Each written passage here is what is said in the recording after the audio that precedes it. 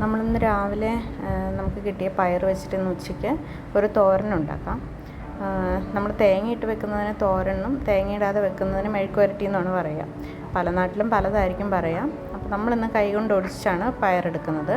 സാധാരണ എളുപ്പപ്പണിയായിട്ട് ഇതെല്ലാം കൂടി ഒരുമിച്ച് കട്ടിംഗ് ബോർഡിൽ വെച്ച് കട്ട് ചെയ്തെടുക്കുകയാണ് ചെയ്യാം. പിന്നിങ്ങനെ എല്ലാ പയറും കൂടി ഒടിച്ചെടുത്തിട്ട് നമ്മൾ തേങ്ങയും സവോളയും നമ്മുടെ ആ പച്ചക്കറി തോട്ടത്തിൽ നിന്ന് തന്നെ നമ്മൾ പറിച്ചെടുത്ത് കുറച്ച് മുളകുണ്ടായിരുന്നു. അപ്പോൾ ആ മുളകും കൂടി ഇട്ടിട്ടാണ് നമ്മളിന്ന് തോരനുണ്ടാക്കാനായിട്ട് പോകുന്നത്. അപ്പോൾ നമ്മൾ കറിവേപ്പിലൊക്കെ നമ്മൾ കഴുകി ഉണക്കിയെടുത്ത് വെച്ചേക്കുന്നതാണ് കേട്ടോ. നമ്മൾ തേങ്ങയൊക്കെ ചിരകുമ്പോൾ ബാക്കി വരുന്ന തേങ്ങ ഞാനെടുത്തിട്ട് ഫ്രീസറിൽ സൂക്ഷിക്കാറുണ്ട്. അതാണ് ഈ തേങ്ങ. ഇന്ന് മുട്ടുമണിയുണ്ട് കേട്ടോ എന്നെ ഹെൽപ്പ് ചെയ്യാൻ വേണ്ടിയിട്ട്. അപ്പം ഞാനിത് എണ്ണയൊക്കെ ഒഴിച്ച് കടുക് പൊട്ടിച്ച് ഇതെല്ലാം കൂടി ഇടുന്ന വീഡിയോ എടുക്കാൻ വിട്ടുപോയി. അപ്പം നമ്മൾ ആ എടുത്ത് വെച്ച് തേങ്ങയും ഉള്ളിയും പച്ചമുളകും പയറും എല്ലാം കൂടി ഇട്ടിട്ട് നമ്മൾ അടച്ച് വെച്ച് വെള്ളമൊന്നും ഒഴിക്കാതെ വേവിച്ചു.